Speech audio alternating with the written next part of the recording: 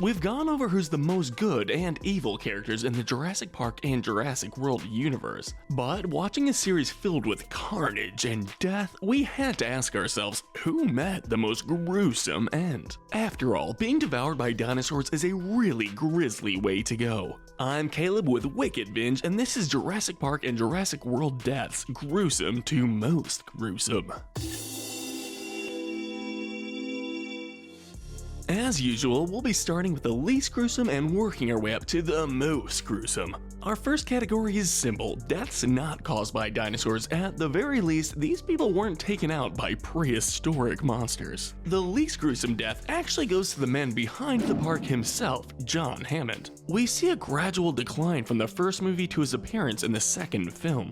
Despite being responsible for countless people dying due to his dream of reviving the dinosaurs, Hammond was lucky and spent his final years in a lavish home. Ultimately, he died of old age. Next, we have Sir Benjamin Lockwood. Lockwood met his end at the hands of Ellie Mills. After Lockwood discovered Mills and his intentions to support the Indoraptor project, Mills suffocates Lockwood with a pillow to keep him from interfering. We're not calling it a painless way to go, but at least it wasn't as brutal as being eaten alive. Rounding out this category, we have Simon Masseroni. While his co-pilot and passengers were being ripped apart by pterodons, Masseroni was able to avoid being eaten or plucked from the helicopter. Instead, we see him die in a fiery crash when the helicopter is unable to stay in the air. While he was exposed to the terror of flying dinos, he was fortunate or unfortunate enough to die on impact during the crash. Our next section is for the off-screen deaths. Our first off-screen death is that of AJ Sidhu.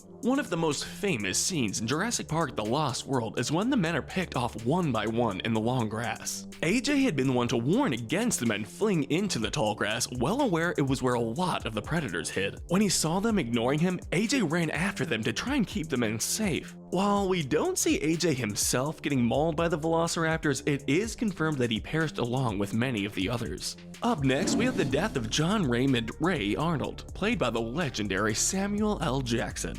Jackson confirmed in an interview that the death scene was meant to be played out in the film. However, due to the hurricane that kept him from filming, we were left with the image of a severed arm. It implied the brutal death Arnold faced trying to bring power back to Jurassic Park. Seeing as we've already witnessed some attacks in this movie, we can only guess how terrifying this encounter was. Finally, we have Ben Hillenbrand. This listing has a level of mystery around it, but we can confirm how Ben died thanks to an early draft of the movie. Much like Arnold's death, the scene was cut, but we do see some evidence of Ben's death when his body was found.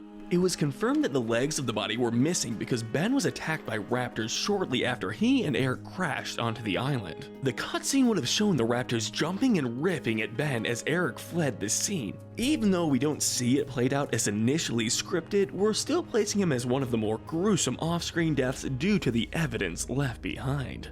Now we have the characters that thought they escaped death. Taking the first ranking in this section on our list is Dennis Nedry. In his attempts to flee Jurassic Park with all of the secrets he could sell off, Dennis wound up encountering a Dilophosaurus. At first glance, the creature didn't look like much, so Dennis made the mistake of underestimating it. It wasn't until the Dilophosaurus spit poison at Dennis's face did he realize his mistake. Luckily, we've learned since this movie that Dilophosaurus didn't actually shoot poison. For the following spot, we have Ellie Mills. Like Dennis, Mills had been more preoccupied with making a profit off company secrets than paying attention to the danger around him. After surviving a car wreck, Mills thought he escaped the worst of the damage. However, he failed to see the T-Rex that would swoop him up for a quick meal. Mills is heard screaming in pain for the first few seconds. Thankfully, he's already dead before the Carnotaurus rips his legs off. Taking the next spot is the auctioneer Gunnar Eversole. After witnessing Wheatley's death, Gunnar had attempted to evade the Indoraptor. However, he failed to consider that the cage was still unlocked and the raptor could easily track him down. Just as Gunnar was feeling safe, he found himself cornered just as Wheatley had been.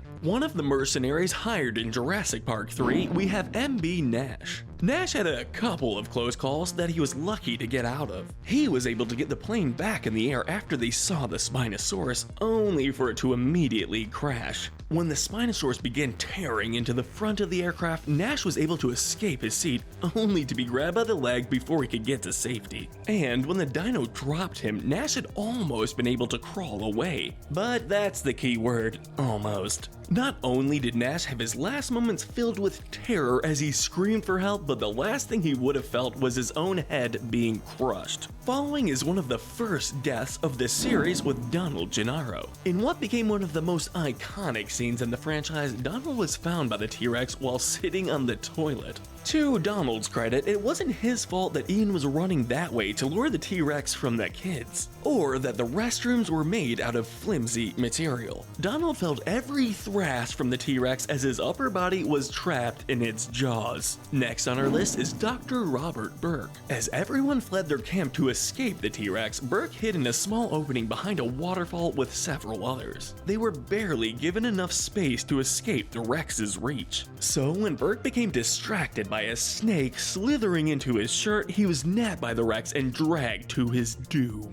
Taking our next ranking is Carter. Part of the team sent to the island in the second film, Carter was among the first to notice the T-Rex that had come across their camp. When everyone ran into the ravine in an attempt to lose the large predator, Carter lost his footing in the mud. He was crushed to death as the T-Rex continued to pursue the group. Finally, we have the death of Ken Wheatley. On his way to demand his money, Wheatley came across a caged Indoraptor. After using his tranquilizer gun, he deemed it safe enough to enter the cage with the beast to extract one of the raptor's teeth. But Wheatley had miscalculated how much tranquilizer to give the Indoraptor. As his guard was lowered, the raptor tore off Wheatley's arm before going after the rest of him. You can see the fear and regret on Wheatley's face as the Indoraptor drew closer before he was mauled. Now we have the characters who knew death was coming.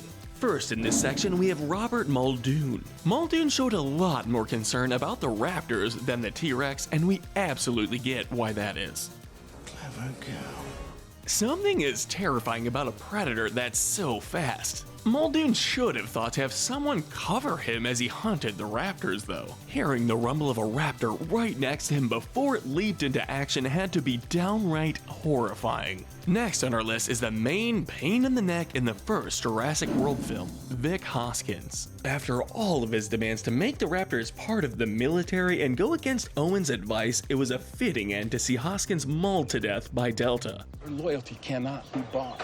Maybe if he hadn't been so busy gloating about his plans, he would have noticed the raptor before it corners him and snaps his hand off. Up next, we have another mercenary from the third film, Cooper. Cooper was sent out to scout after the plane had landed, which he had quickly come to regret. As the rest of our cast attempted to fly back off of the island, Cooper was seen on the runway trying to flag them to stop. We get a nice close-up shot of Cooper pleading for them not to leave him behind, but it's easy to see he knows he's gonna die. Seconds later, he's scooped up in the jaws of a Spinosaurus. Another of the men brought to help find Eric, we have Udesky. After encountering raptors in some of the broken down remains of the park, Udesky flees alongside the rest of our cast. Udesky is seen throwing his bags away to not be weighed down as he runs to follow the others up into the trees. When the raptors got too close, Udesky crawled along the forest floor to avoid being seen and even managed to be under one of the raptors' feet without getting killed. However, when the predators return, Udesky's luck is shown to have run out. His neck is snapped by one of the beasts. Our next section is for those seen taken out by multiple dinosaur attacks. Though he was so close to getting away, we had to place Eddie Carr under our multiple attacks section of this list. Eddie's vehicle had been stuck in the mud where he was discovered by two T-Rexes. Though he tried not to draw attention to himself, the Rexes were determined to get to him. We see the roof torn clean off the vehicle as Eddie still tries desperately to drive away. Eventually, he's grabbed and torn in half by the two predators. Our next spot goes to Peter Ludlow. While hanging around with the baby T-Rex, Peter failed to take into account the danger around him. Not only because the baby in front of him was a predator still, but because a parent was close by. When the grown T-Rex busted in, Peter attempted to escape only to be caught. He was injured enough that he was unable to make a getaway and become a practice kill for the baby T-Rex. We're giving the bronze medal of most gruesome to Dieter Stark. When he initially came across the Compsognathus, Stark simply tased the creature and kept moving. After he took a tumble down a hill, he was quickly ambushed by a whole pack of compies. Stark was able to rip them all off and keep moving, trying to find the rest of his team, but the compies refused to give up. For the next few minutes of the film, we see Stark screaming for his team while fighting off the dinosaurs pursuing him. Eventually, the pack of compies gets their meal. The silver medal of most gruesome goes to Kathy Bowman, the little girl seen at the beginning of Jurassic Park 2. Being a small child, she wasn't given the benefit of those other characters and so was unaware of the danger lurking. Well, hello there. When she came across the Compsognathus, or compies, Kathy didn't realize she was sealing her fate by getting too close. These predators quickly took advantage of Kathy being alone and defenseless to nip at her. Ultimately, they overpowered and consumed her, with her mother screaming at the scene of her daughter dying. Finally, taking the gold medal for most gruesome, we have Zara Young. During the panic, Zara was picked up by a pterodon and tossed about, all while screaming in terror. Rather than giving her a slightly less traumatic death, the pterodons drop Zara in the mosasaur tank. The pterodons then attack her in the water before the mosasaur rises from the depths and devours both of them. Before we go, we wanted to hand out some extra medals to the characters that fit them the best. Taking the Darwin medal, we have Ben. Hang gliding onto an island where you know there's not going to be any people around should you need help was not a smart move to make. And we see that cell phones are available, so it's hard to say why Ben didn't try using his and instead fussed over his video camera. Next, we're giving the Wrath medal to the man that killed Lockwood, Eli Mills. Mills was determined to make a name for himself regardless of the amount of risk involved. He didn't care who had to die for him to achieve his goals. The Greed medal goes to the man who managed the Jurassic World attraction, Simon Masroni. This guy refused to close down the park in order to make it so they were still making money. His first concern was to not let the people know there was a problem so that tourism would continue. The Sloth medal goes to the embodiment of a lazy employee, Dennis. His only concern was selling off what he could to the highest bidder. And the only reason he wanted to do that was he didn't want to work for anyone else. We're handing over the Pride medal to John Hammond. While he claimed to have made every precaution, Hammond overlooked many concerns to fulfill his dream of reviving the dinosaurs. Even after the events of the first movie, Hammond sent people to the island knowing full well that they weren't likely to return home. Finally, we're awarding the Gluttony medal to someone we've already listed, Dennis. Just looking at his workstation is enough proof as to why we're giving him this medal. Not only was Dennis lazy and self-entitled, but he had no issue stuffing his face almost every time he was on screen,